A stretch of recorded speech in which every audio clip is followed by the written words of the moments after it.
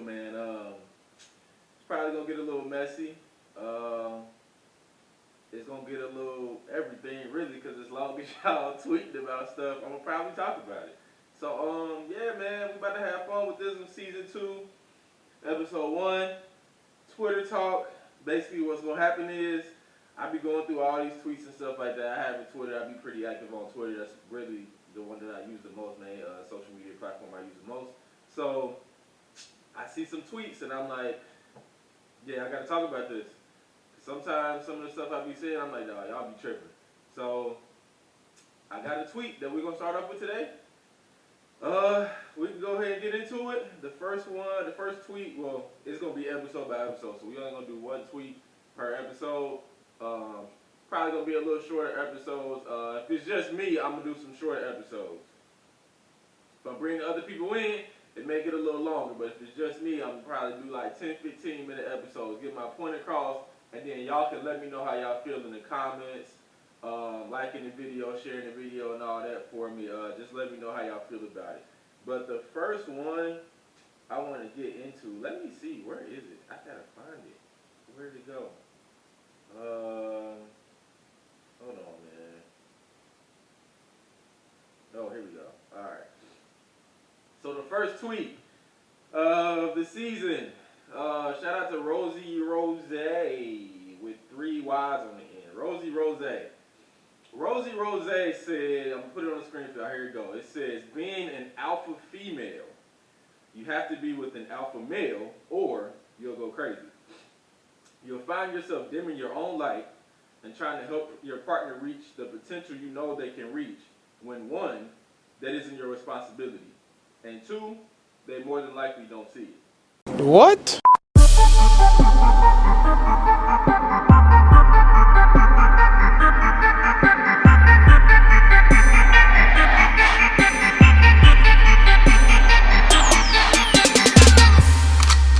That nigga's tripping.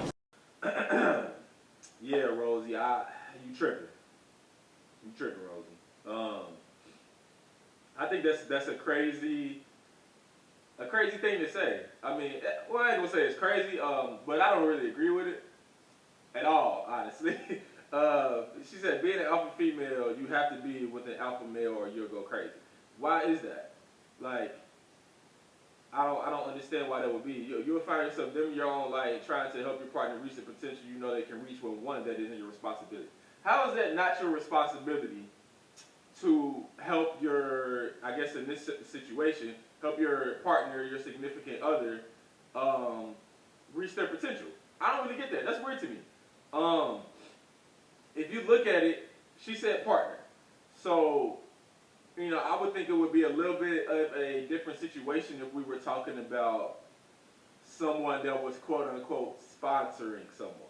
So, I guess in a sense, if you're sponsoring someone, you're almost the superior. You're the breadwinner, where it's just almost like they kind of just there really for your companionship. Like you just want somebody to talk to almost, and you kind of just, you're the one that handles all the money, you're the one that makes all the money, and they really just out there just hanging out. Which is fine for some people. I'm not with that personally. I'm not looking for a sponsor, I'm looking for a partner. But I say it to say, she said partner, she didn't say sponsor.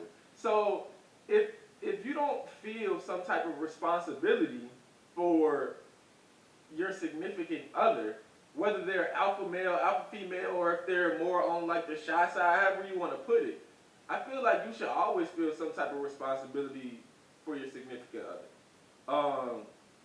They're a reflection of you. How are they not? It's your significant other. Some people really, it gets to the point where some people almost identify, depending on who it is, they'll identify you two as a couple. Especially if you're talking about your friend circle, they look at you as a couple almost. Just obviously, let's just do it on a higher scale. Just say, for instance, Jay-Z and Beyonce. Obviously, they're their own separate entities and everything. People do look at them separate at times.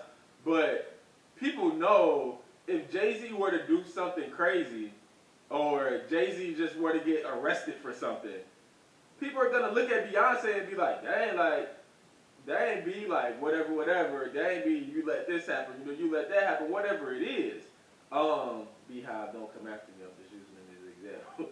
But I'm just saying, like, you really get looked at as a couple. You get not judged, but people see you as a couple when you have a significant other. So how would you not feel some type of responsibility for that person? That's kind of weird, like to say that's not your responsibility. How isn't it?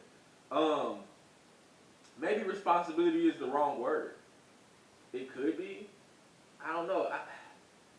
I think responsibility is the right word in that sense. That just makes sense that if you're looking at it like, okay, this person is my significant other, so obviously I care about them.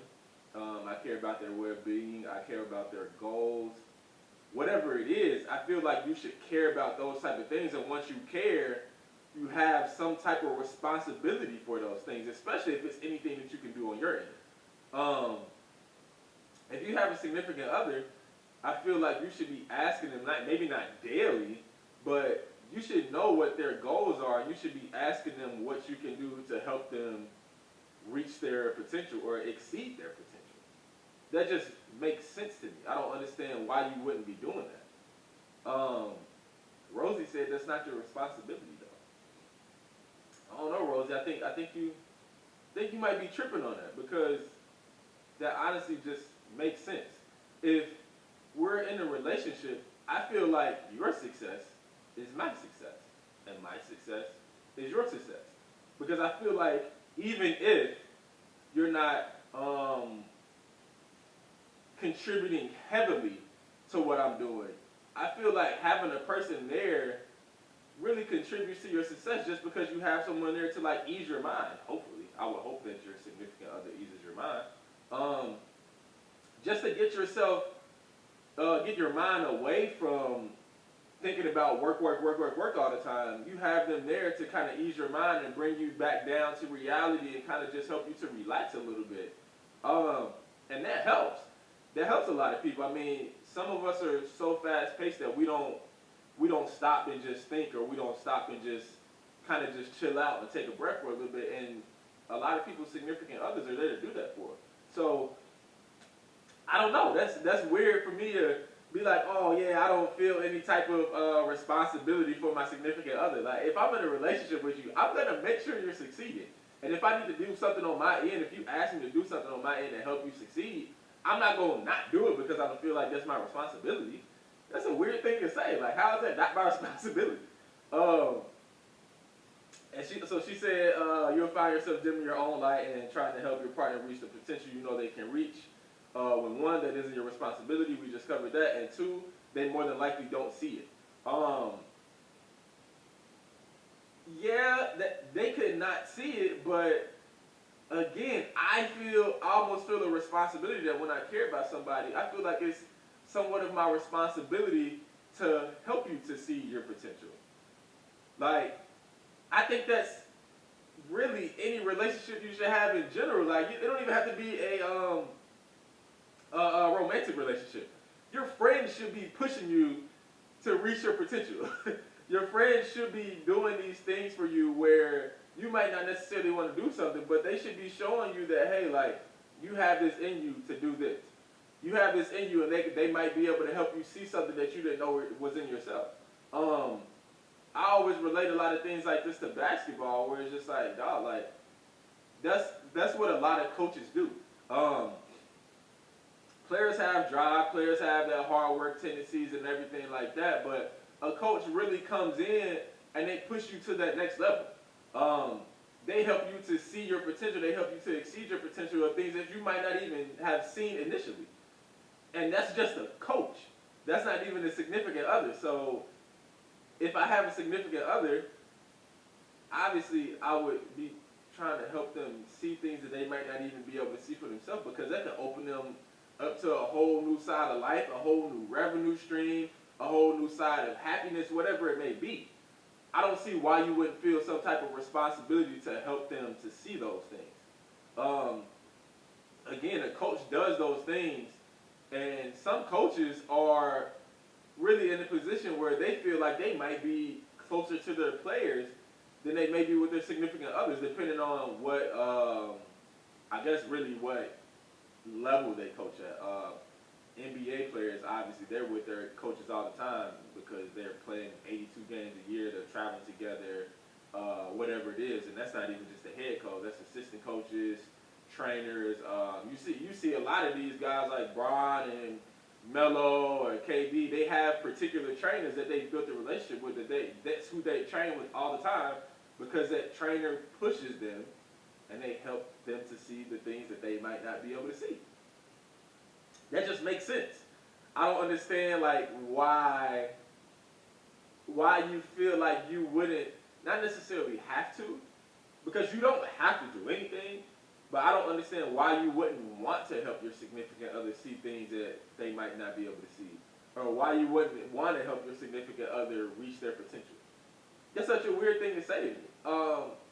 And I guess the craziest part we could say of this tweet was, she said, you'll find yourself dimming your own light. I don't, like, that, you don't have to dim your own light just to make sure your significant other is succeeding or reaching their potential. If you're in a relationship with someone, they should be helping you reach your potential. You should be helping them reach their potential. That just makes sense. Dimming your own light is crazy to me because you're both there to help each other. Yeah, you might not be able to do everything you want to do when you want to do it, but that doesn't mean it's dimming your own light. You just might have to compromise and put it off for later. Certain things don't have to be done right now, but they can be done a day later. They might be able to be done a week later. Obviously, we all know tomorrow's not promised, but that doesn't mean you have to do everything today. Dimming your own light is just like, that to me makes it feel almost like a relationship is a burden to you. You're basically saying that it's a burden just because you're not dating an alpha male. And that to me says that really you're saying that all alpha males, alpha females, they never need help. Because if they do need help, you think that you have to dim your own light to go be responsible for this person. That's crazy. Like, I don't see how you can really look at something like that, because at some point in life, we all need help, regardless of what it is. Like, we all might have situations where we need some money, or I can't pick this thing up by myself, or I need somebody to take me here to there, whatever it is. We all have points in life where we genuinely need help from somebody else because we can't do it on our own. So are you, like, that's weird to say that basically if you're not an alpha, basically if you're an alpha male or alpha female, you're saying that you never or rarely ever need help because you can do things on your own. You can figure things out on your own. And that's fine. You know, it's good to be able to figure things out on your own because that may seem like you don't need anybody, but there's going to come a point where you're going to need someone's help. Whether you like it or not, you're going to need somebody's help. So, I don't know. That's weird to say that you're going to have to dim your own light because you think you have to be responsible for another person. And you can almost relate that not even to just a significant other. You can relate it to friends, and especially, I don't have any, but especially if you have kids. You might, in her words, you might have to dim your own light in order to help your kids succeed. But that's a responsibility that you have. You brought a kid into the world. So that just makes sense for you to have to do. And really, just to go off of that, I think, me personally, I think all people in general, I think everyone has alpha tendencies. Just to go off the whole kid thing, if you have kids right now, like this whole coronavirus thing is going around, right? There's literally no food in stores. So there's no food in stores and a lot of people aren't working right now. So if I don't have money, or I don't have a lot of money, I have 2 kids at home, and I know I have to feed my kids. My kids are hungry. I got to get my kids fed. Something in your mind is going to click to be like, look, I got to get my kids some food. I don't know how I'm going to do it, but I'm going to have to figure out a way to get some money so I can get my kids some food.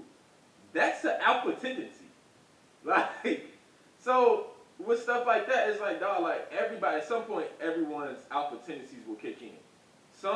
some people's may kick in more often than others, which is completely fine. So you might be more of an alpha than this person is, but everybody has alpha tendencies to an extent because at the end of the day, we have to. Just like at some point, you're going to need some help. At some point, you're going to have to fend for yourself out here.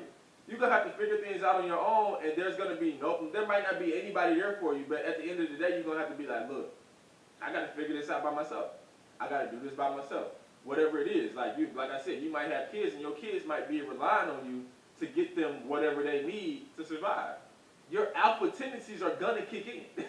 So it's like, dog, like everyone has alpha tendencies, but I know she's not saying that everyone is an alpha male or alpha female, clearly, because she's saying that if you don't date one, and you're an alpha female or alpha male, you have to date another alpha female, alpha male, otherwise it's not going to work. Me personally, I'm like, I almost believe in the opposites attract type of thing. Because it's good to have contrast there. It's good to have another perspective. It was a few months ago, I think, they were talking about how Tyler Perry literally writes all of his movies and he doesn't bring in any other writers. And that's cool, but to me, I just don't think that's a good idea because there's only one mind thinking about these movies. It's not a collaboration effort. And if you're in a relationship, that's a collaboration effort, and it should be. Whether we're thinking about going on vacation somewhere, or we're thinking about opening another revenue stream, whatever it is, you collaborate on these things, and that basically just says that you're getting another perspective opposed to yours.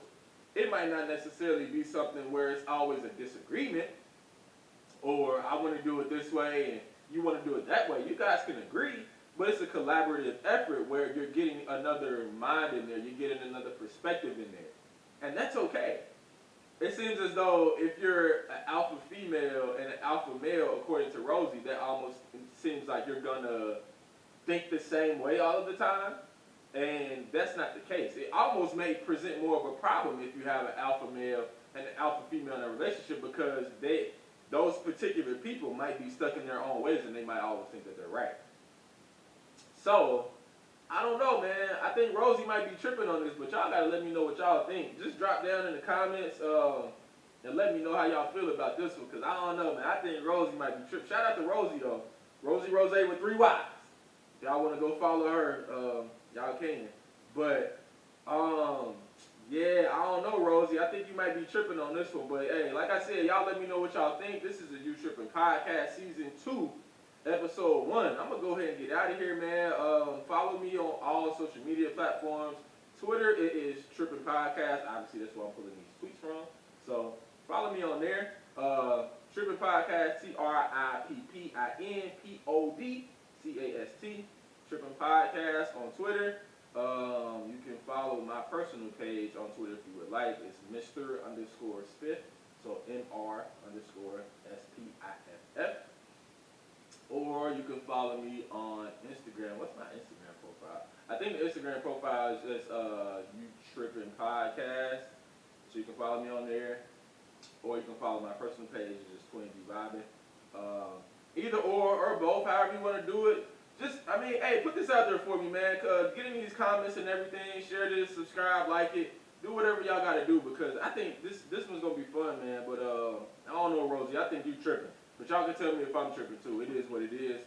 Comment, do all that. And, yeah, man, we'll be back for another episode real soon. I'm going to get consistent on y'all because, like I said, we're going to have a lot to talk about because I got some tweets in here that I'm like, dog, y'all are wildin'. And that's okay. I'll put y'all back in place. All right, man. I'm going to go ahead and get out of here. Just call me Twin. You Trippin' Podcast, Twitter Talk, Season 2, Episode 1. Appreciate you, Rosie, and I'm gone.